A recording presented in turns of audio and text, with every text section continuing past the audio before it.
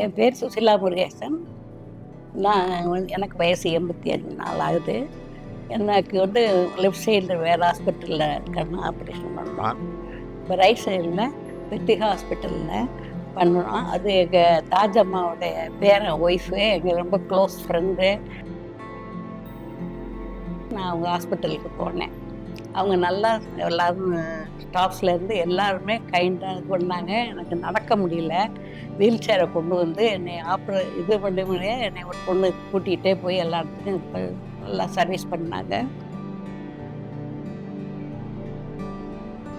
டாக்டரும் நல்லா எனக்கு கேட்டு நல்ல விதமாக செஞ்சாங்க.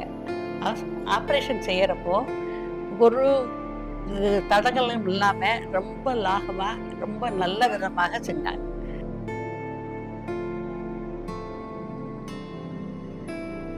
அதனால் எந்த விதமான வலியோ ஏதோ இல்லை.